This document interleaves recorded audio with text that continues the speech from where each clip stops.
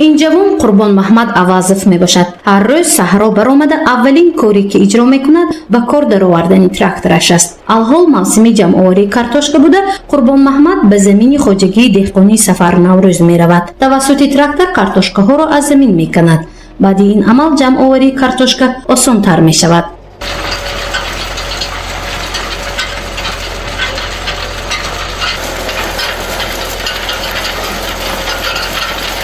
هم جهت که میکنن میپرداد او دوره که مثال گاو و خر و اسب بود و وقتو دیگه بود با حاضر دیگه این میکنه تیار میکنن میتید کارکرد کارتشکره کارکرد گندم هم دره علف و همه چیز مایه احساب همین تراکتور قطعی حسابی که کارکردم ما با همین تراکتور میشه. زمین خوب باشد و بیسنگ باشد تعمیرش خوب باشد 1 هکتار میزنیم ما. این زمین کارتوشکازاری ناحیه کوهستانی مسجح است. شغل اساسی ساکنان اینجا کشاورزی و زراعتکاری می باشد. اهالی این منطقه کوهی زندگانی خود را از حساب سبزواتکاری تامین می نمایند. آنها اساساً کارتوشکا را برای ذخیره و تخمی نگاه می دارند. باقی مانده نزدیک 50% کارتوشکای کوهستانی مسجح به پایتخت و مرکز ماموری ولایت سوخت شهر خوجند صادرات می شود. در خواجگی‌های دهقانی جمع‌آوری در میدان 2202 از 7 هکتار کشت کارتوشکا برآمده شده است. این حال ما در خواجگی جمع‌آوری با نام سفر نوروز و جماعت دهات لنگر حضور داریم که در همین خواجگی جمع‌آوری کارتوشکا آغاز یافته است.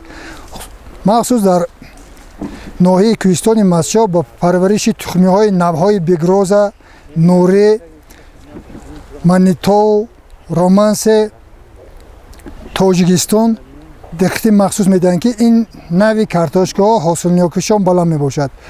سال روان در زمین خواجگی دهقانی سفر نوروز که در دهه سبق جای گرفته است 147 هکتار کارتوشکا کشت شده است. الحال اوج جمع آوری کارتوشکا می باشد. ساکنان دهه سبق کارتوشکا را جمع آوری دارند. از 1 هکتار زمین تا 200-300 سنتنری حاصل کارتوشکا را دهقانان به دست می آورند. صاحبکاران باشد از سری زمین کارتوشکا را با مبلغ از 1 تا به 2 سامانی خریداری می نمایند.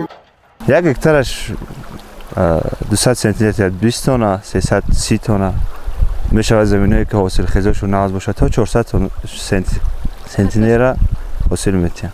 در یک موسم گویم قریب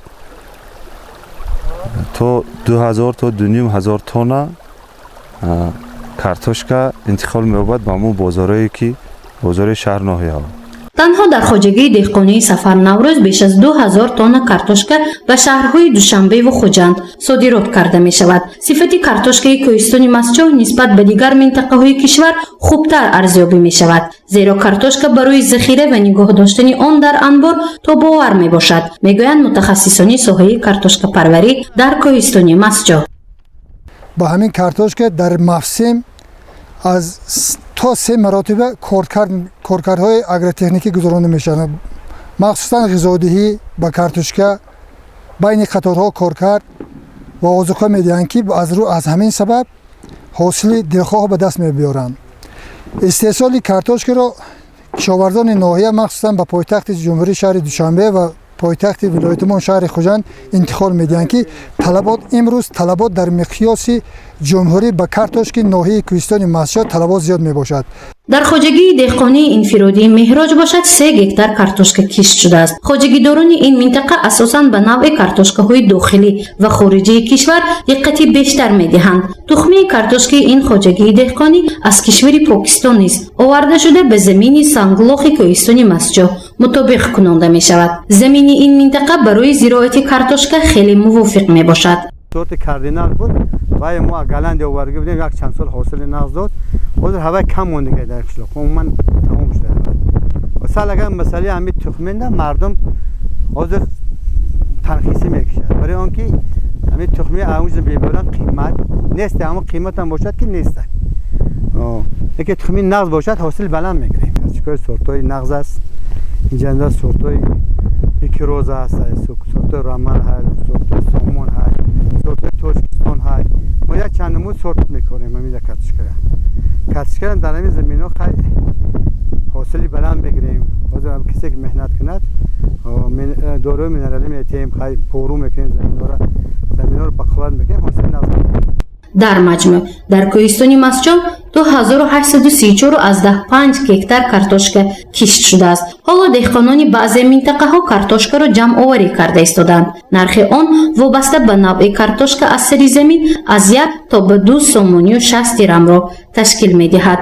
صادرات کارتوشک کوهستانی مسجح نه تنها در حدود جمهوری تاجیکستان بلکه بیرون از آن نیز به راه مانده شده خریداران خود را دارد. گزارش مفنوشپور برای برنامه اطلاعاتی خبر.